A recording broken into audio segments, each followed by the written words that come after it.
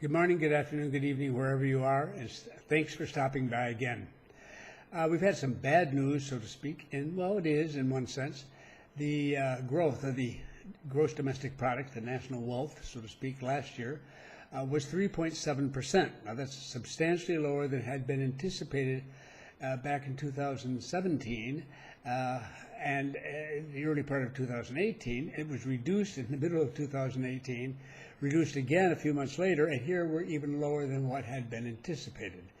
Now, let's keep this in perspective. 3.7% is the worst it's been in Panama for more than, 2 decades now.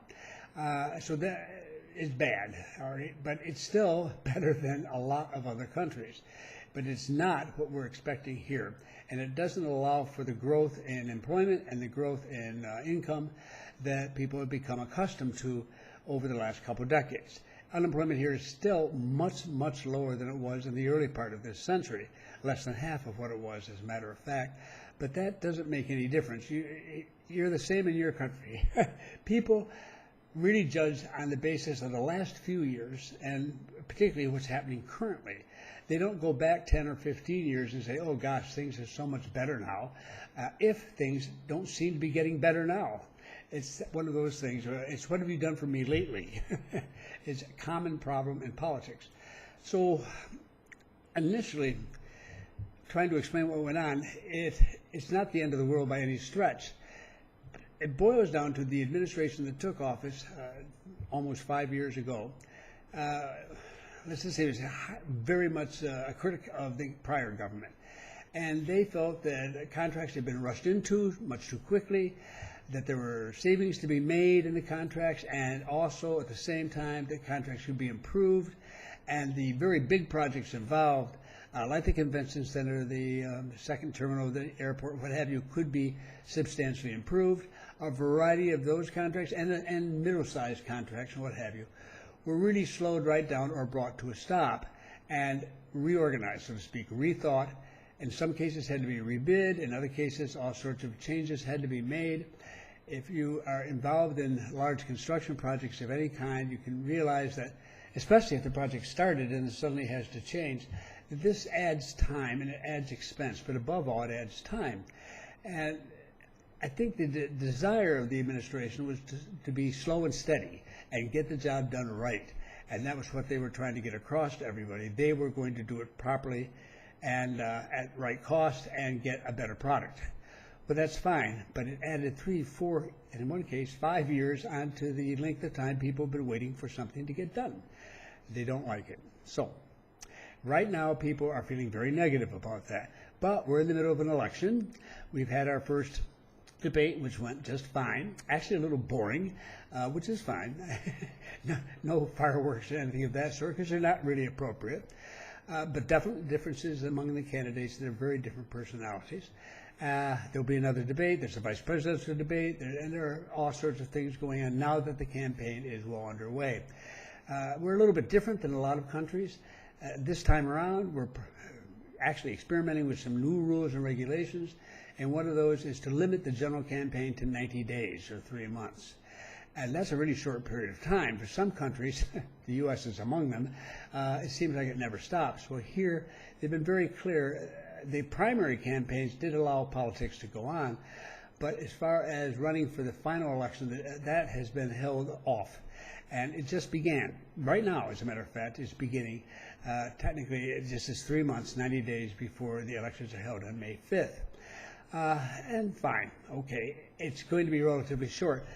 So in a country that's really large, where you have to get on a plane and fly in order to go from one place to another, 90 days really is not much time. And especially, any one of the larger countries and even the middle-sized countries, we're small. Here you can get in the car and drive from one end of the country to the other. You can stop and spend a couple nights on your way and do rallies across the country and so on. Candidates will cover this country. I've often said that if a Panamanian really wants to meet every candidate for president, all they have to do is just show up when one of the rallies comes through in their particular area and get out there.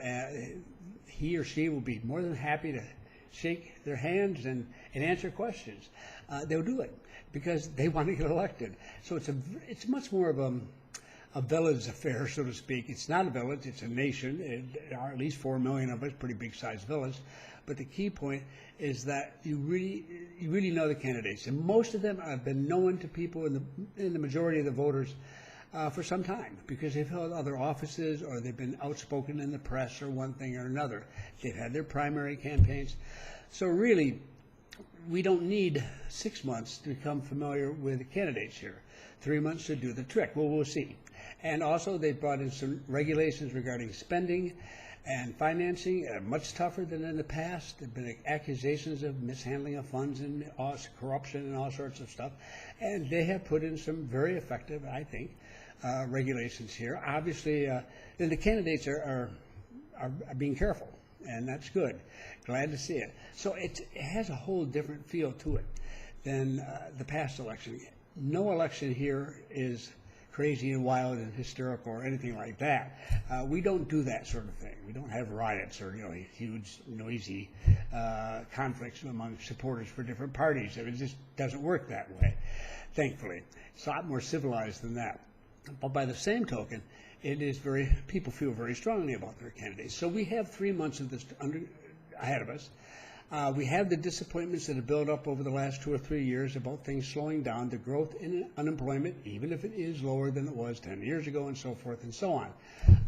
And despite the fact that the country continues to grow at a reasonable rate, not a good one, but a reasonable one, but not a bad one by any stretch, is not, despite all these things not being so awful, as far as people are concerned right now, it's time for a change. And because presidents cannot run for re-election, there will be a change.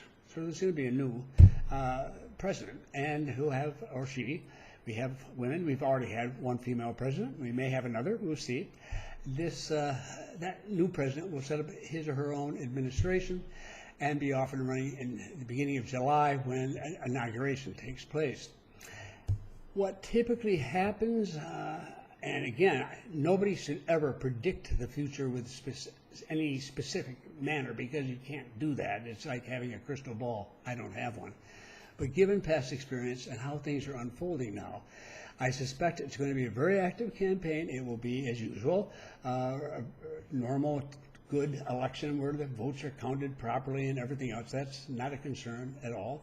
There'll be an announcement.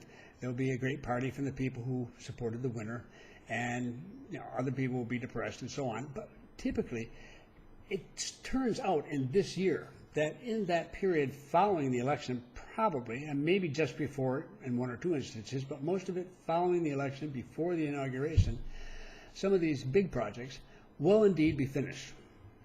And hopefully they'll look good. The convention center and the new airport terminal are the two that are going to really be watched, and the second metro line, and other things like that, but a little bit smaller than that.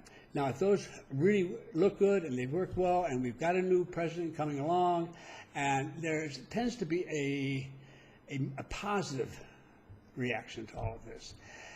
To the election of any new president, they start out with a rather strong positive backing, even though the last candidate, for instance, didn't come anywhere near getting or the last president didn't come anywhere near getting a majority of the vote, but he got majority support in his initial period, as is appropriate in most democracies.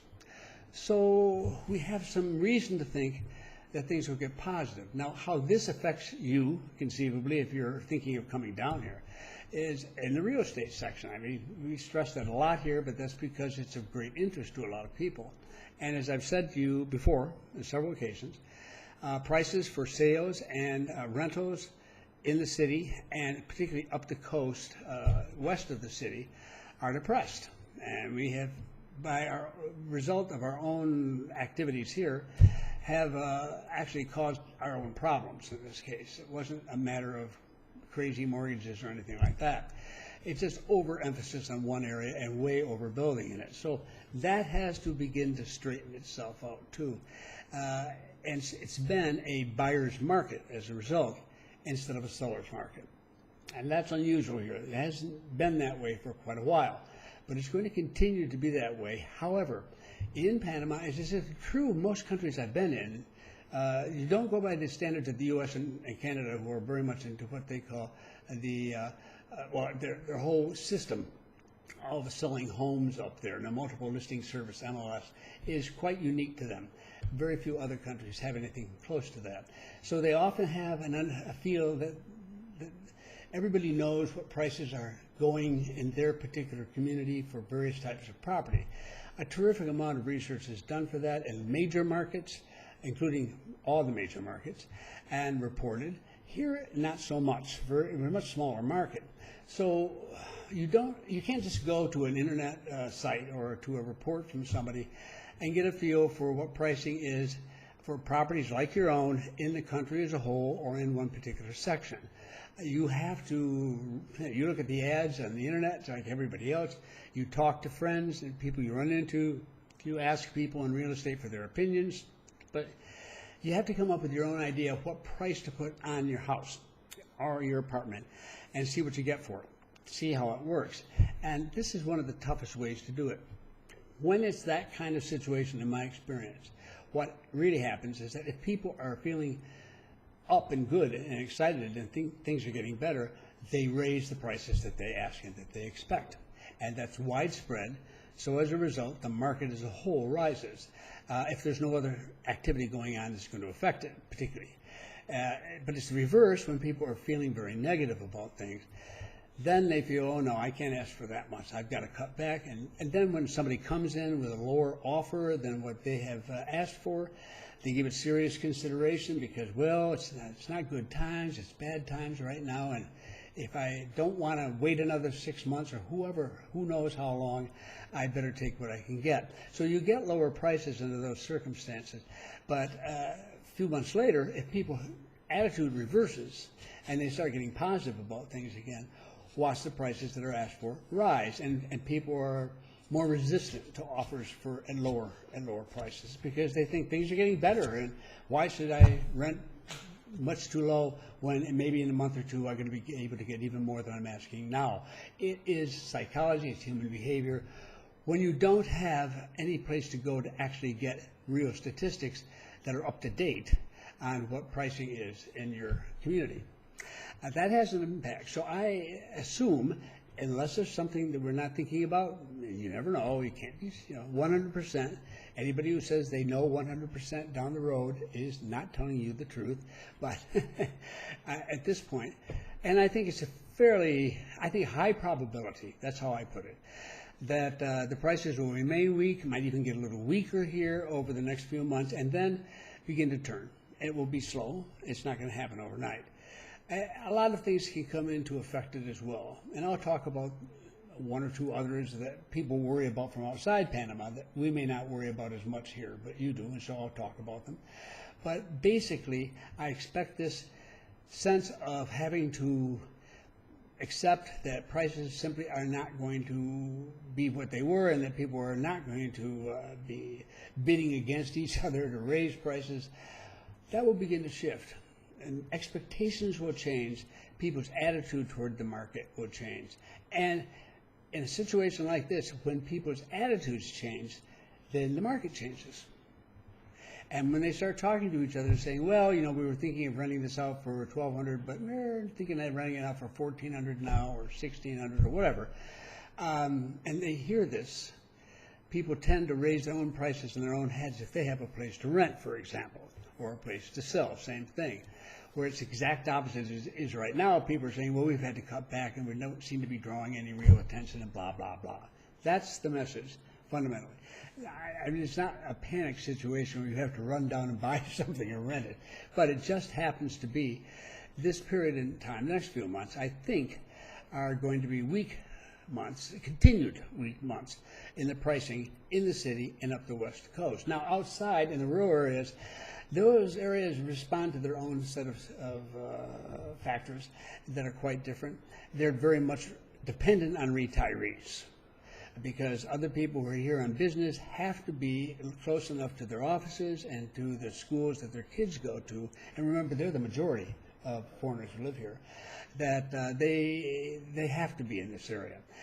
But out in the countryside, retirees who are not employed in some manner which is obvious, they're retirees, then they can live anywhere they want to. And so you never know exactly what prices they'll be asking for or what you can expect until you go out there and look around.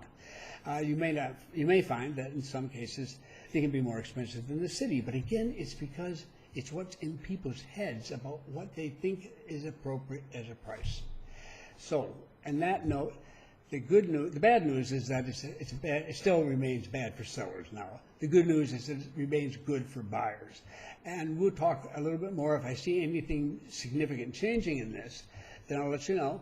And meantime, our Metro Match program, where we put together some support here to help people who are buying properties, but no cost to them. And the rental efforts that we make, as I talked about in the last video and so on, which is really a minor part in mine. It's just a question of pointing you to a good agent. It was just what I try to do. It's just head you in the right direction, and then you make your own decisions. That will continue, and we'll stop only when I think it's at a point that people can take care of themselves and things are positive, and so be it. So we'll just see how it goes.